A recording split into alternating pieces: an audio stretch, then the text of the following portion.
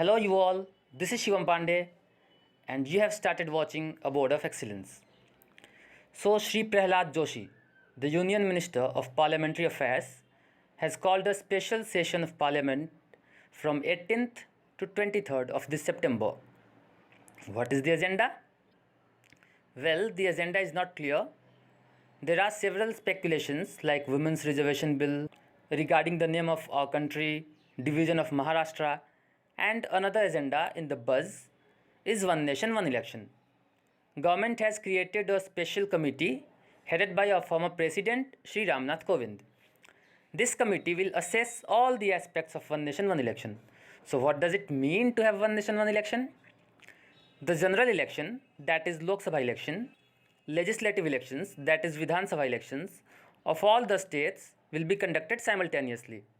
This was in practice after independence, but then some governments could not complete their term and some got dismissed by center, and consequently it changed. There's a section in favor of this One Nation, One Election, and another section is opposing this move. So what are the things that go against this proposal? One is certainly regional aspirations. There are chances that state elections will get less coverage than the general election. So the regional issues, particularly of the underdeveloped states, will remain unaddressed. Along with this, when state elections take place, media keeps covering that particular state, and by this we get to know about different groups, cultures, cuisine, leaders, cities of different states. Moreover, when elections take place more often, the governments are always under the public pressure. So governments have to act accordingly. Logistics is the another challenge. If all the elections are conducted simultaneously, this will require more number of EVMs, security personnel and other resources at a time. Another issue is the lack of clarity in the voters. They must not go with the flow and choose the same voting pattern for the Lok Sabha and Vidhan Sabha. And along with all this, there should be clarity on what would happen in case of hung assembly or if a government gets dissolved before the tenure. Before we go for the points in favor of One Nation, One Election, do like the video and subscribe the channel.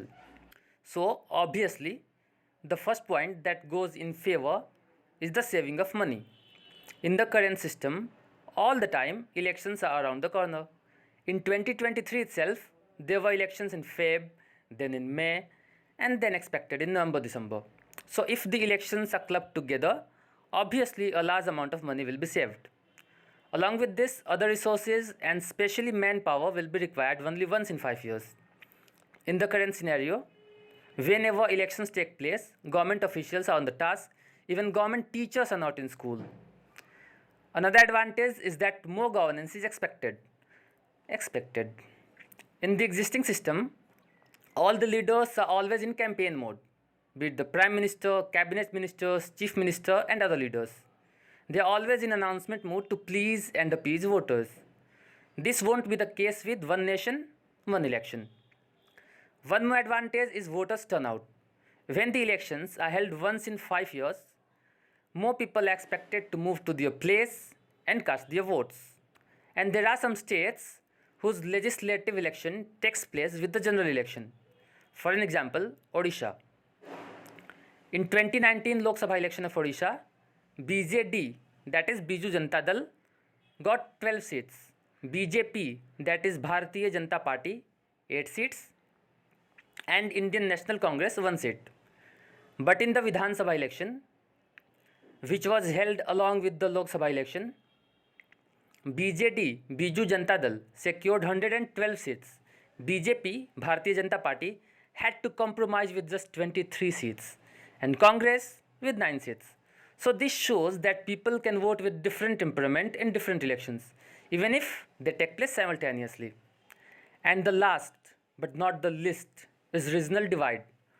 Or we may term it as parochialism. In state elections, various political parties tend to give a narrative of regional competition and may coin ideas like Bahari versus our state. When all the elections are held together, we might see a reduction in this.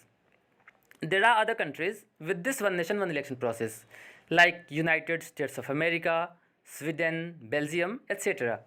But if it's introduced in India, it cannot be just copied. We will need a Bharatiya version of it, as we have an entirely different sort of democracy.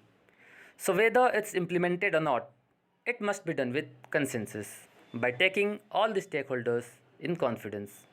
So this was all about One Nation, One Election. Do tell your opinions in the comment section.